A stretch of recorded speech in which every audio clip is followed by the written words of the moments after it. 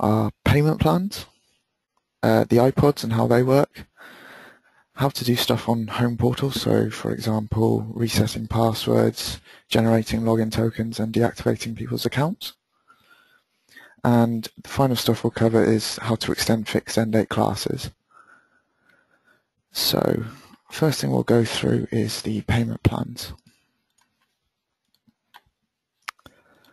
So this is my local copy. So the few payment plans I have set up are 14-week block payment plans, an annual payment plan, and an ongoing direct debit payment plan. So we'll just pick the 14-week block as an example. So we'll start going through all these settings and what everything is. So at the top you obviously have the name. This is necessary, helps you identify what the payment plan is for. The next part is the usage limit. So generally a usage limit will be put in place if you're only allowed to use that particular plan for a certain amount of times. You can top up this plan obviously as many times as you want once you're using it. And below this we have the options. So within one payment plan you obviously have a number of payment options. So if I add an example on here, so this is 14-week, we could call one 12-week. And when this is selected, I'm actually showing the 12-week plans here.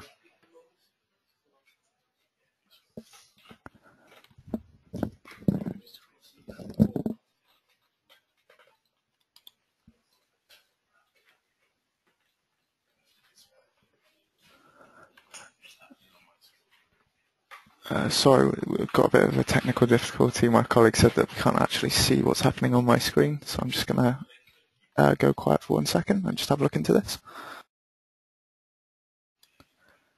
So from the start we've got the name at the top. This is necessary to actually distinguish what payment plan is being used.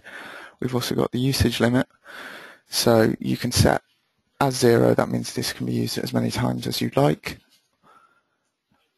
Or if you want to set that to a particular number, that means it can only be shown to the user that once or twice, for example. So underneath this we've got the options. So for this particular plan we began with a 14-week option, which had already been pre-set up. If you click add option, you're obviously giving another option to that particular plan. So within the edit payment options we have the home portal settings. So generally if you want this payment plan to show on home portal, you obviously have to have this turned on. Beneath this is where you set the sessions. So for example, for a direct debit payment plan, you'll want to set this to infinite sessions. This means that the member will never have to top up. But for this case we said it was a 12-week plan, so we'll put it to 12. This also gives you another option where you can set the number of sessions to a lower or a higher number, but that means that if they have this payment plan they can book for that many sessions as well. In this case we only want it to be set to 12. So below this we have the prices and dates. One question that was brought up was if you'd like to change the price of a plan, how would you do this? So if we have the price of £5 per session, and we'll set that to go to, we'll want to change the price to £5.50 as of the 23rd of the 1st, as in this example. So the price will be £5 per session up until the 22nd, the 1st, 2015. Then we'll want to add a new price. So this price would be £5.50, and this will be live from the 23rd of the 1st. So this won't affect existing members on that plan. It's when they go to top up that new price will take place. So for example, if someone were to top up today, they'd still get the £5 price, but as of tomorrow that's when they'd actually be charged £5.50 per session. So next we have regions, centres, courses and levels. This obviously, as you can remember from your training, this goes from, so you can select a particular course. all the levels within that and whether it's available at a certain centre. You can change that at a centre level, a region level, or you can tick everywhere if you'd like the payment plan to be available everywhere. So here we have the size constraints. So if you want to limit it to a particular class size, you could say this payment plan is only available to class sizes with a maximum size of 10. Duration constraints, so that's the duration of the class. So you could say you want to set it to a maximum of 30 minutes. So any of the classes that are longer than that won't actually be shown in this payment plan. You can add time and day constraints, so this payment plan can only be available to people who book in on Sunday between 1 and 2, for example. So now we're going to get on to the memberships. So if you have a payment plan which you think does require a membership, what you do is you tick this box here. You have the option to check that membership constantly, so in other words, if a member loses that particular membership or it expires, they will come up as a payment plan problem. And the box beneath that is the membership itself. So here we're going to add the direct debit membership for this particular plan. The link session total isn't used in this case because it's for a third-party client. So a question we've had before is about how the discounts work with the memberships. If you've ever done it before, what you can do is set up, for example, a percentage discount.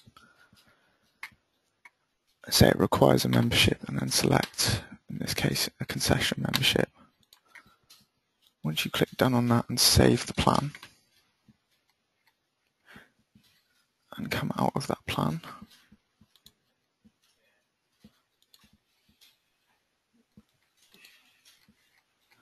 you can see that the concession membership's actually been added into the required memberships.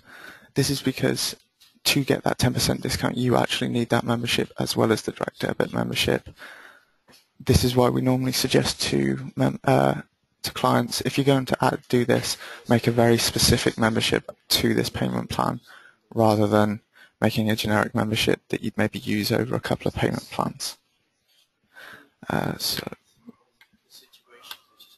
Does anyone have any questions about what I've covered in payment plans so far?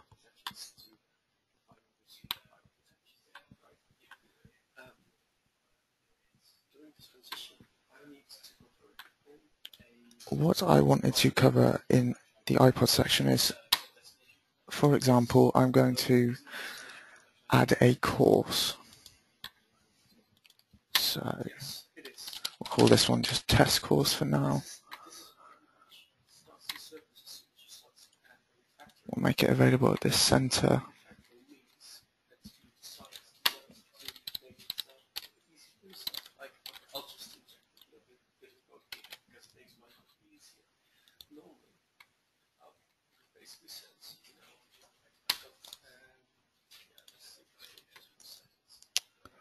So here we've added a test course. For this to actually show on the Ipods, what you need to do is go to Regions and Centers, Portable Devices, go to the device you have already set up, or if you want it to show over multiple devices on that site, you'll want to go to each individual device. Click Edit, and as you can see, our new course is down here.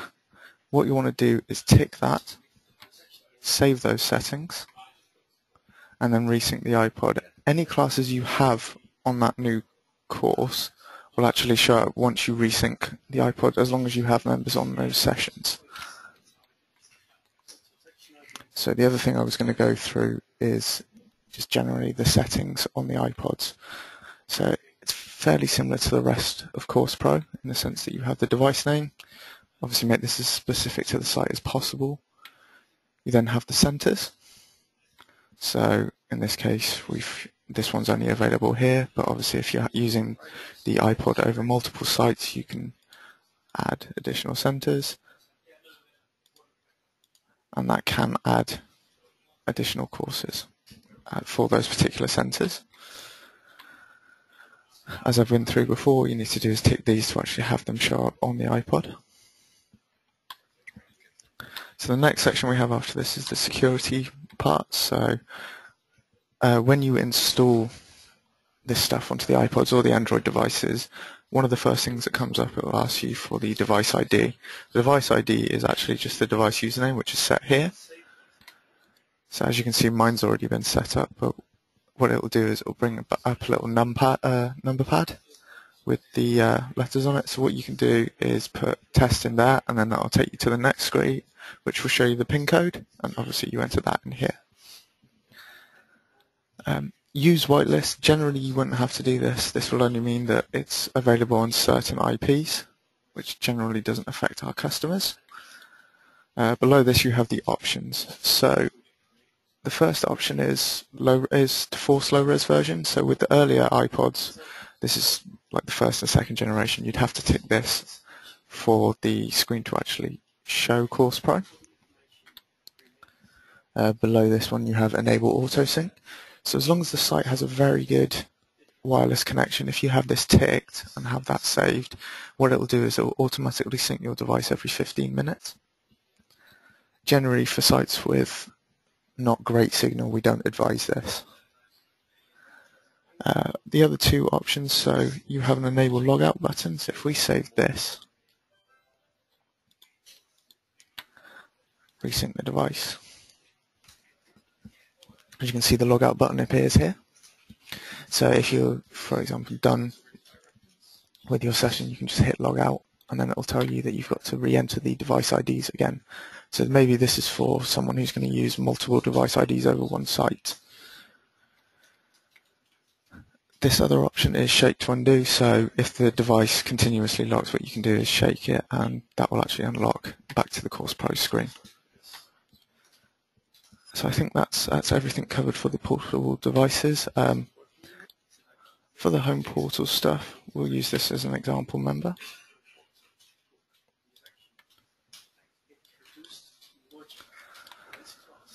As you can see, the three buttons we have in the home portal section are deactivate, reset password, and generate login token.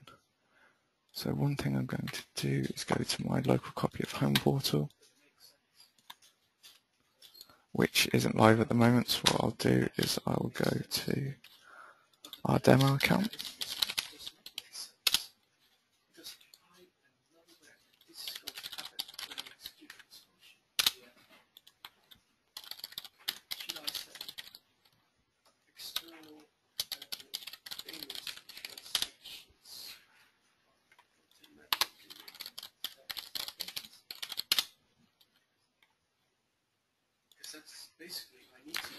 So I'll pick out an example member like we did before. As you can see, all the buttons are there. And here we have our copy of home portal. So generally some of the queries we have is that when someone rings you up, they'll ask you that they can't access their account. So one of the first things is generally that they've forgotten their password. So the first thing you do is go here and press reset password. That will automatically send them one. If they say that they still haven't received it, the first thing to check is whether it's actually in their spam or not. If they still haven't received one, then feel free to contact us and we'll have a look into it for you, because it might be that our mailing system hasn't actually sent it, and we can double check that for you. So the second one here is to deactivate a home portal account. So the reason you might want to do this is that they've had a change. As you can see here, the member's account is HP28 rather than the one they actually have on their account, which is this one. What you'll want to do is just press deactivate account. That will actually disable their home portal access. They can then re-register using their new email address. The final button, the generate login token button, some people might not be able to see because they don't have the permission to. Generally, super users should be able to see this.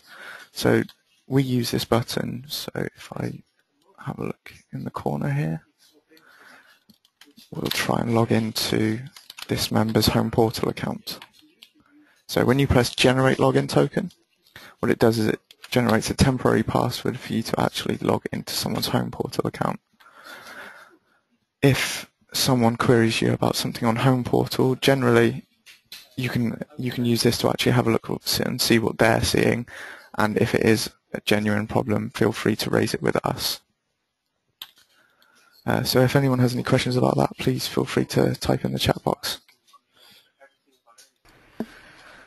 So extending dates. As you can see here, I've got a fixed end date class at the moment.